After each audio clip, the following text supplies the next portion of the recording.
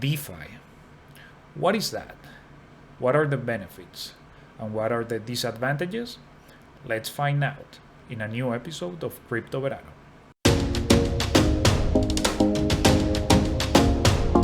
My name is Jose. This is Crypto Verano, the channel of YouTube that deals everything related with crypto. And if you like today's video, please consider to click like, subscribe to the channel, and hit the bell so you know when we have a new video available. And before we start, I just want to clarify that this video is for education and entertainment purposes only. It's not financial advice. All right, so now let's see exactly what is DeFi. So DeFi stands for Decentralized Finance. And just like the name indicates, it means finances that don't have a central authority or a private company or any type of entity, that it's an intermediary between us and a financial service. So how is that possible? Well, by using crypto, especially those cryptocurrencies that can be programmed, like for example Ethereum, that use something called decentralized apps or dApps. By using those dApps, we can make something called a smart contract. And by using the contract, just with the code, we can make use of a financial service without the need of an intermediary. But what does that mean?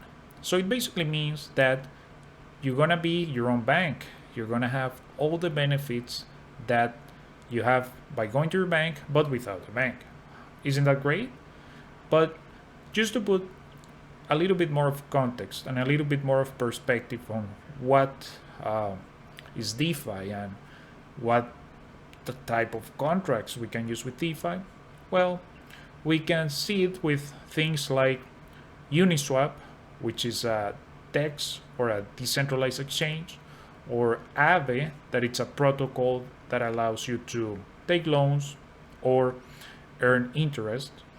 And there are many more, but basically these protocols are the main phase of DeFi. So what are the benefits of using DeFi? Well, just like we were talking before, using these smart contracts or in these protocols, you're going to be able to do things like, for example, taking a loan, but without going to a bank. So there's not going to be any type of KYC involved, and you're still going to be able to receive money in crypto. And this is possible because the smart contract will ask you for a collateral, and if you comply, you're going to receive the money, and then you're going to receive the collateral, and if not, the smart contract will take it away. So even though you're not going to an institution like a bank, the smart contract works in a way that you will still have the benefits, but you will still have the consequences of not being compliant. Another benefit is that you can use DEXs or decentralized exchanges to get the cryptos that you want. So if a central entity like Binance it's not available in your country, you can still use a DEX to get those cryptos that you really want, but you cannot get because the private company it's yet not in your country, or for whatever reason it's not available.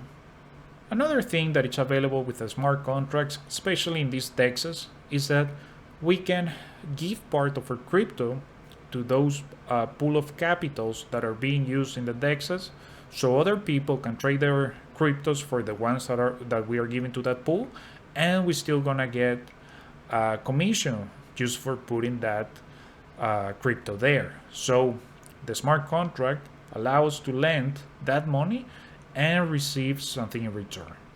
Basically, these tools that before were only available for banks and only entities with a lot of capital were able to do, now we can do it. Even if our capital is not great, we still have the power to make use of all these financial tools.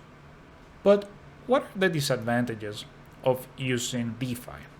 Well, because we don't have a centralized entity or a company that we can go in case something goes wrong.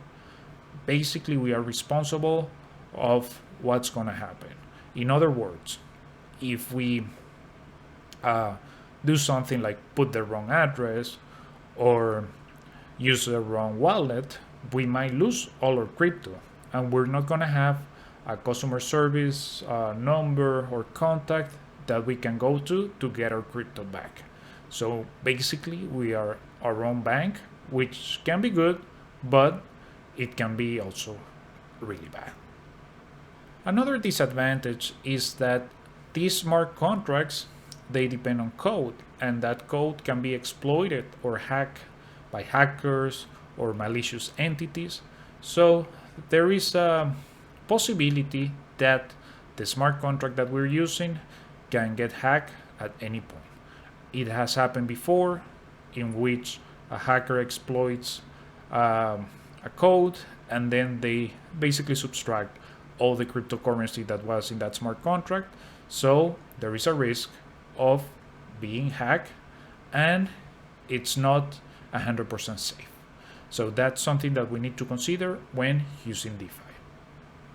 And my final thoughts for the day is that DeFi allows you to be your own bank.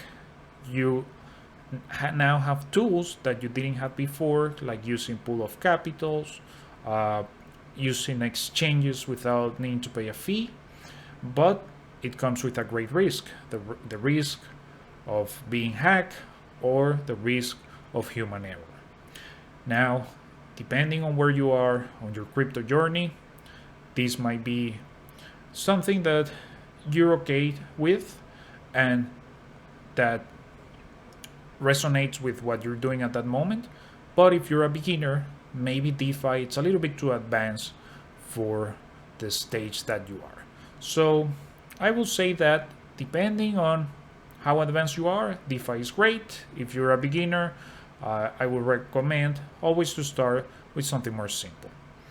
Okay, and if you like today's video, please consider to hit like, subscribe, and hit the bell notification so you know when we have a new video available. My name is Jose, this is Crypto Verano, and thanks for watching.